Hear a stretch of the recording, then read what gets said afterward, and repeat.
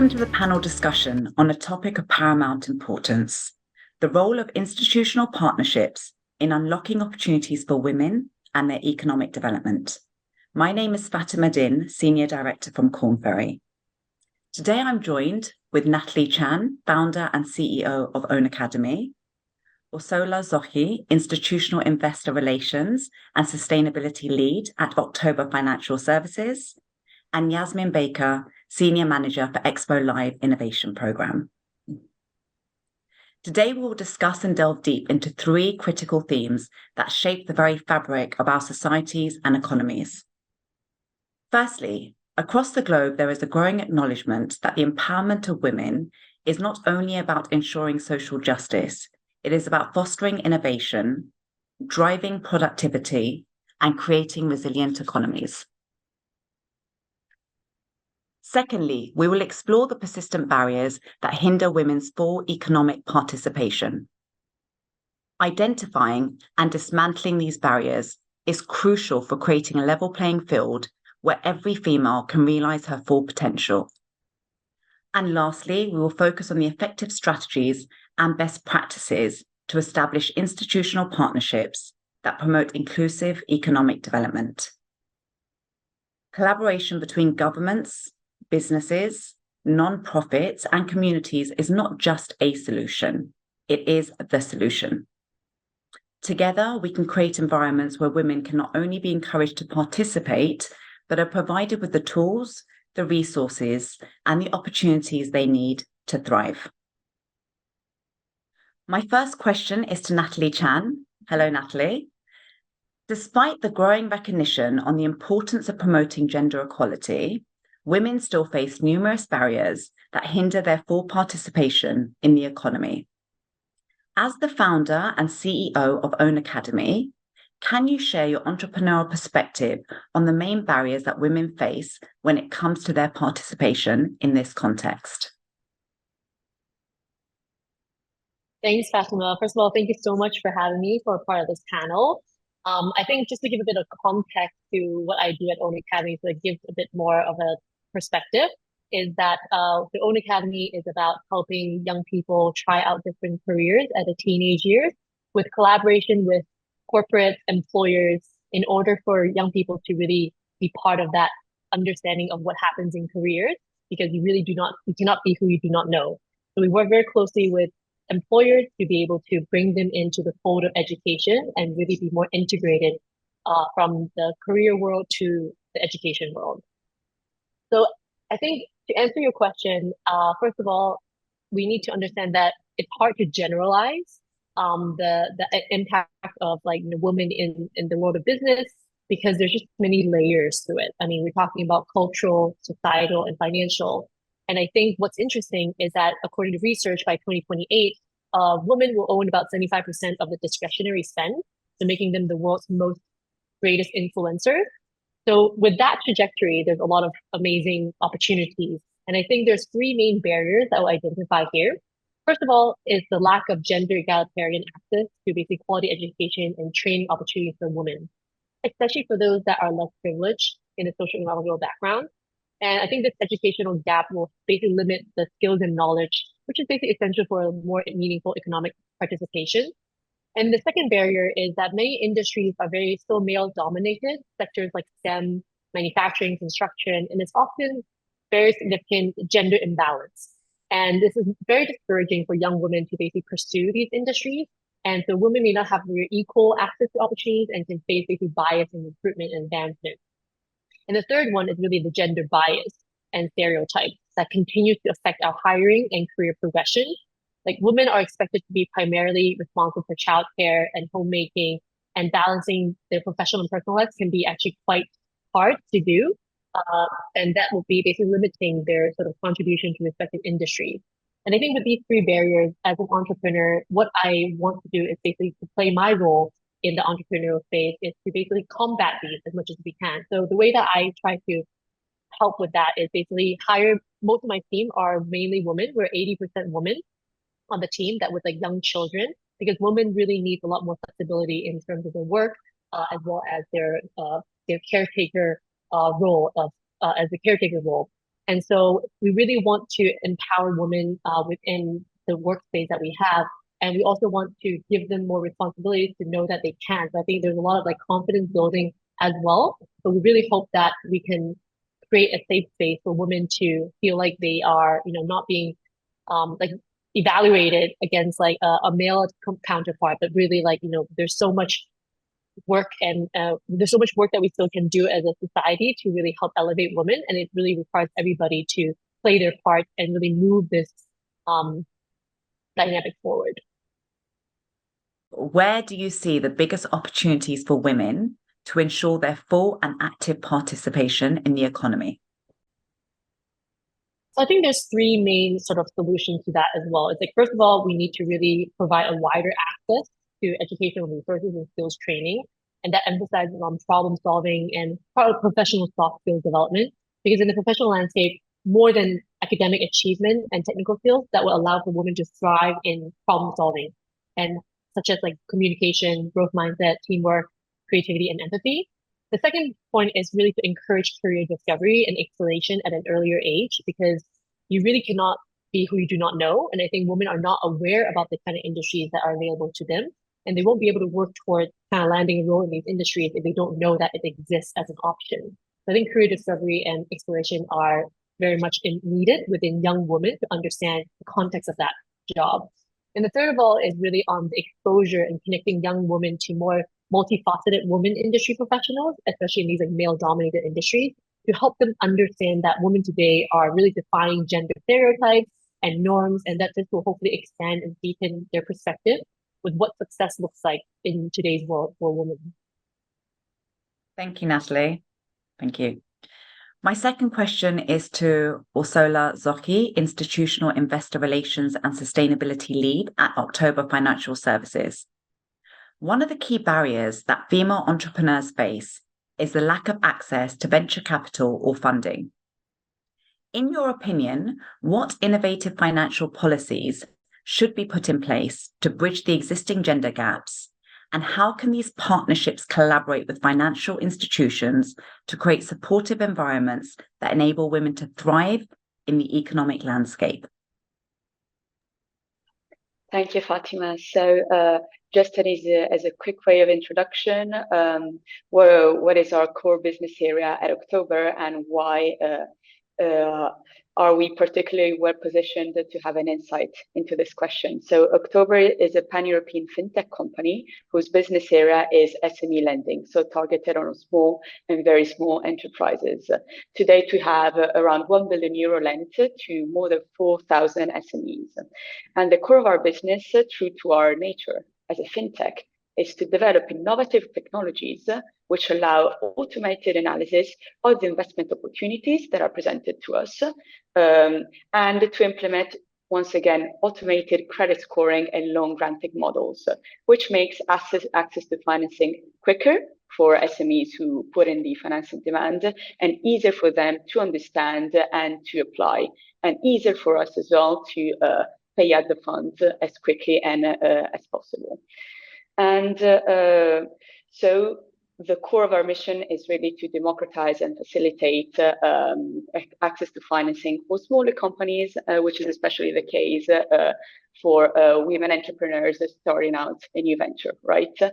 And to go back to your question, so to achieve optimized objectives in gender inclusiveness when granting financing, I really do believe in my experience that public-private partnerships have this unique standpoint to merge what is on one hand the reach and the resources available to public actors, and the resources, the local embeddedness, so to speak, and the competencies of private actors, the corporates, and thus achieve maximized results in first selecting and then providing financing to women entrepreneurs.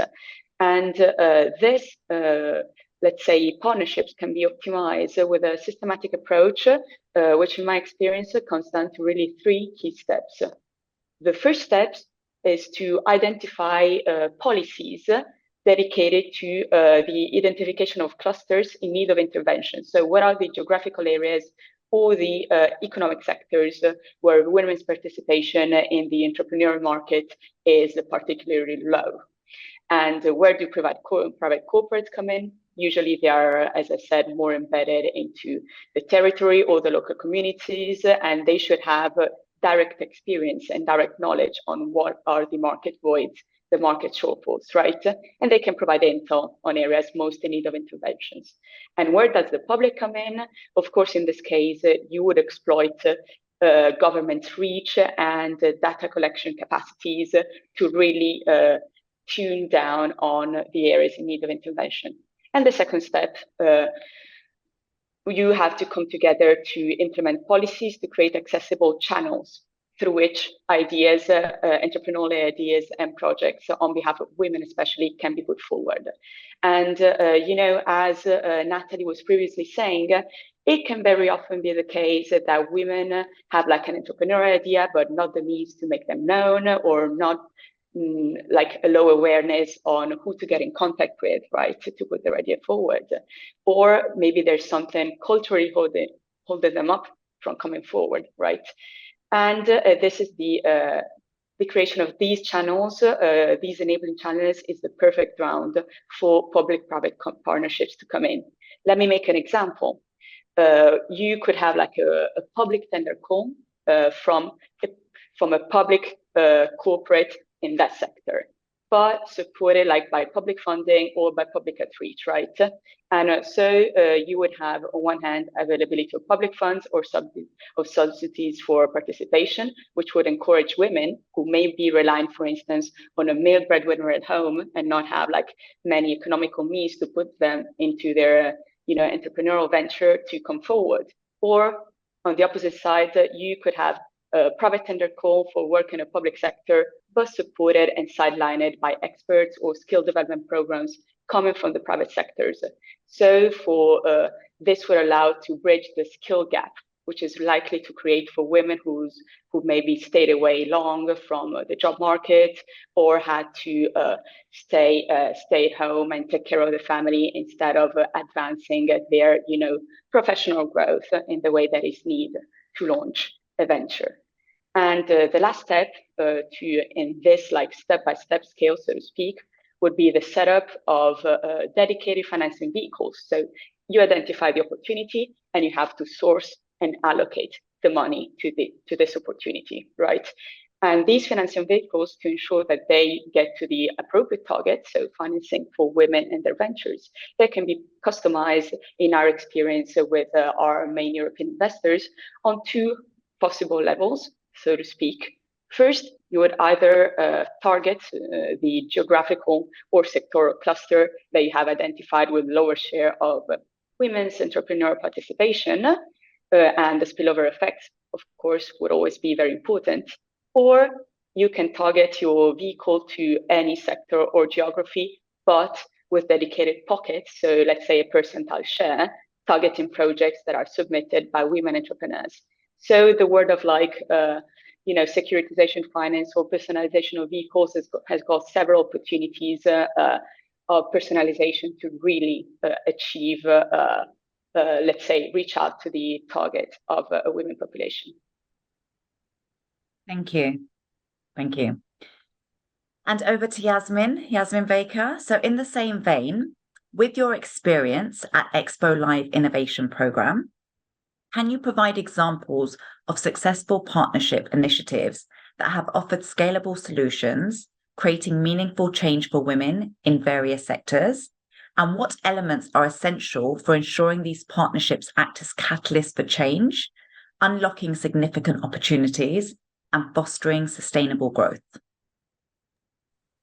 Hi, Fatemah, and hi, everyone. Thank you so much for your time, and thank you for the amazing insights that you shared earlier. I think I'm going to follow suit by laying the groundwork a little bit about what Expo Live does and how it came to be. Essentially, Expo Live was deemed the Partnership and Innovation Program that was launched by Expo 2020 Dubai, currently known as Expo City Dubai, and much previously known as the World Fair. And essentially, it was a promise made by the leadership of the UAE to build an inclusive platform. And what we meant by that was to include the voices of agents of change or change makers around the world who wouldn't have the means or the opportunity to otherwise be at a forum as big as the World's Fair to showcase their solutions, but most importantly, not to just showcase their solutions, but for that to result in a much bigger scalable change on the ground. So while we were an innovation and partnership program, we were also an innovative initiative in and of ourselves, the first program of its kind for a World's Fair. And ultimately, this promise from the leadership cultivated into a operational program in 2017, whereby we were allocated funding from the local government to disseminate to innovative, impactful, inspiring projects from around the world that have at their core, and I say at their core very strongly, that's a key pillar of our program, a social, environmental, and/or humanitarian mission. So these are startups for the most part that we hope to support in their journey to profitability, but also in their journey to scale their impact. We operated in waves roughly every year, whereby we received applications, we assessed them, evaluated, and ultimately we would determine which would receive funding. The starting funding previously was $100,000 US. And then some successful projects received up to $500,000 US in funding. And essentially we had no stake in this, but what we held our startups accountable to was addressing the challenges they set out to address and achieving the biggest impact. We crossed different sectors from healthcare, fintech, community development, transportation, inclusivity, across the gamut, really, and we left it open. But aside from the three things I mentioned, which are innovation, impact, and inspiration, one of the things that we really emphasized as Expo Live, but also as Expo 20 and continuing on with Expo City is collaboration and partnership. The key theme of Expo 2020 was connecting minds, creating the future. So we really worked hard to integrate that internally within our team. Natalie mentioned you have a majority female-led team. We're the same.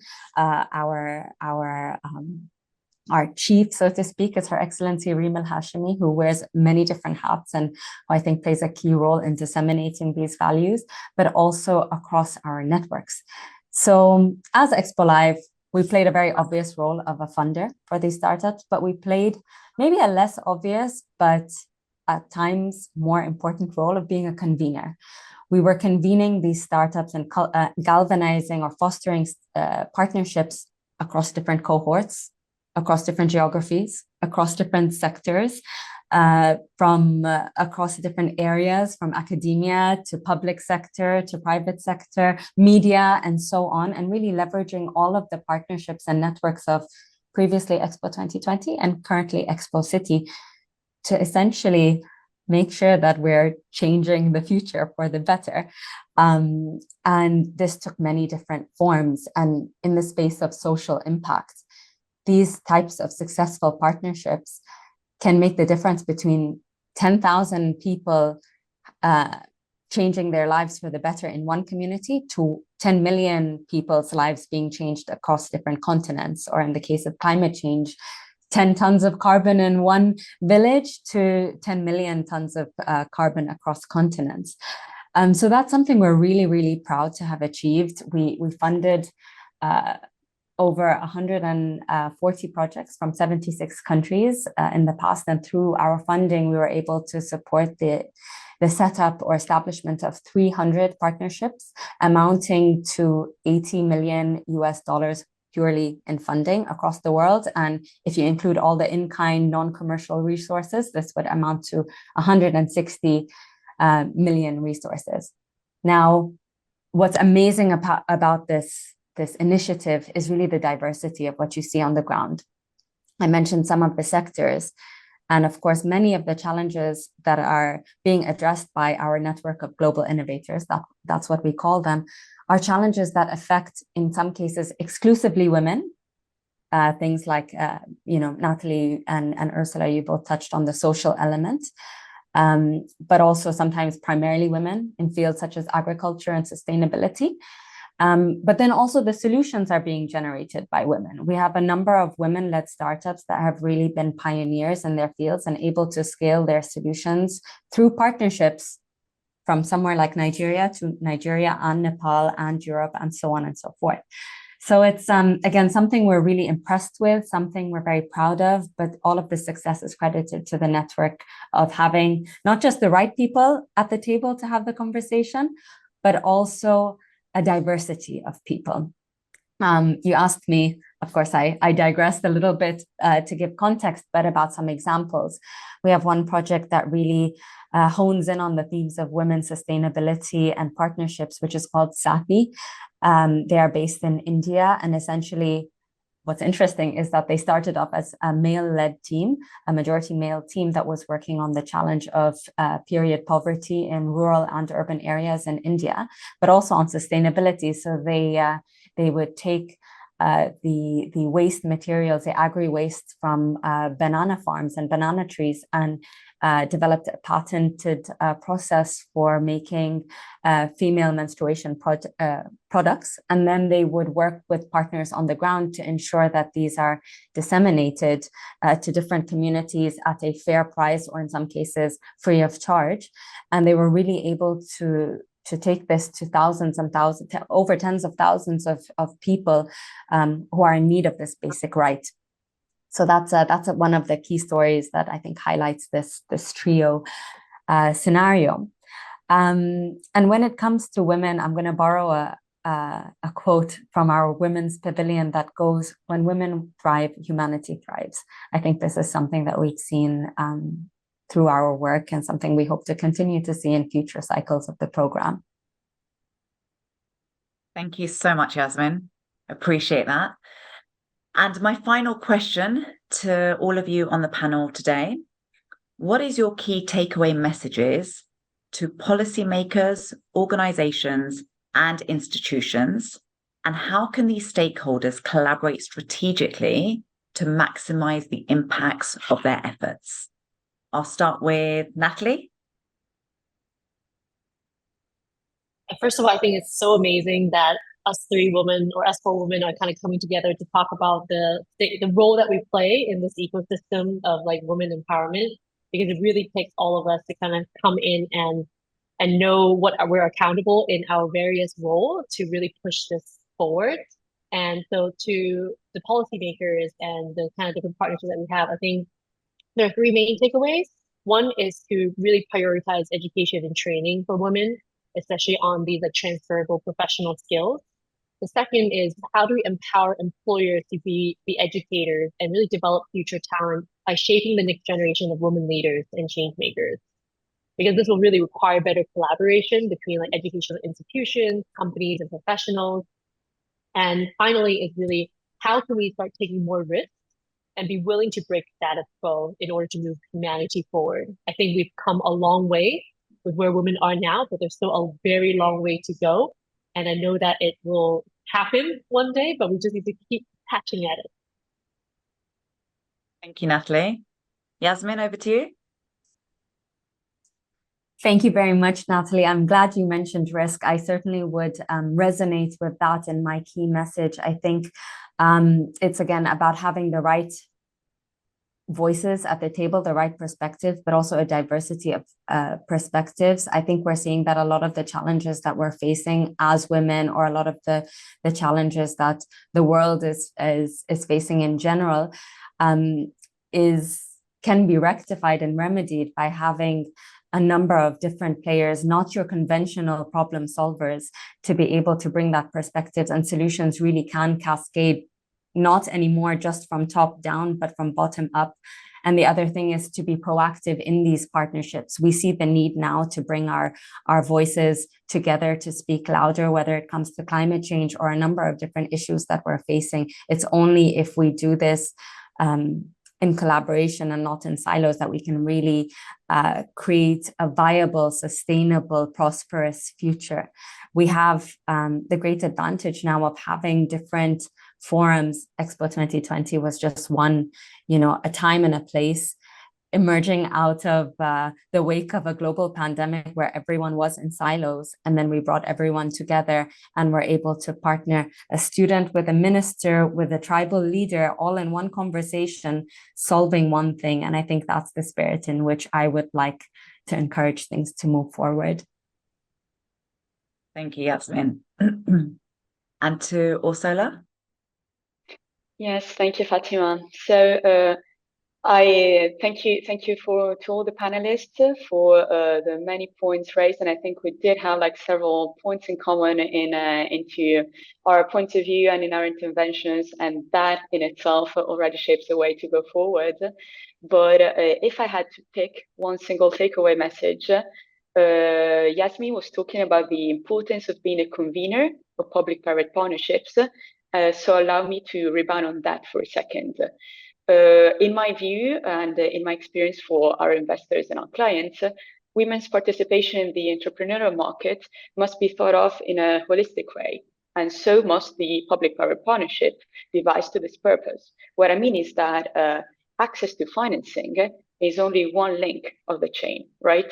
Upstream, you gotta be informed about the opportunity and how to access.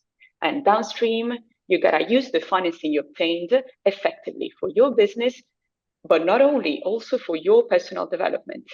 And in terms of call to policymakers and to main market actors, for these results to be positive across the whole value chain, from both a financial and a societal point of view, policy action then must be taken on all of the following steps of the process of women participation. So not only inclusive access to financing, but also access to technology and infrastructures to exploit within your business, so the technical part, so to speak. Then once you have gained access to this financing, it is massively important to have ongoing learning and competence development opportunities that my co-panelists also mentioned. So reskilling and upskilling programs where the participation of public actors and governments is also very, very important. And lastly, of course, women need to have access to or representation in policymaking, because policymaking sets the legal and regulatory framework for the implementation of businesses frameworks and of the opportunities that we were mentioning just earlier. So a holistic and step-by-step chain approach is really the most fertile ground for public and private actors to come together and to achieve the best results. Thank you.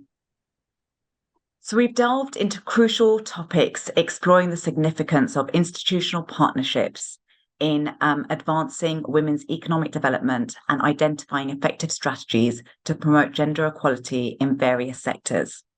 Thank you to the panel for your valuable insights and thought-provoking contributions, much appreciated.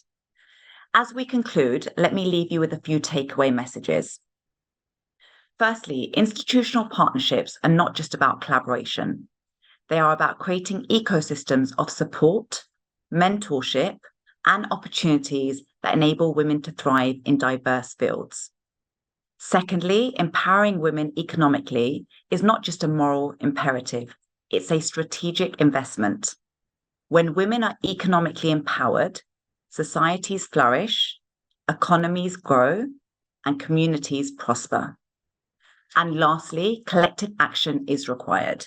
Policymakers, organizations, institutions, and individuals must work hand in hand to dismantle these barriers, challenge stereotypes, and create inclusive environments where women can succeed. Let us be champions of change, advocates for equality, and supporters of one another.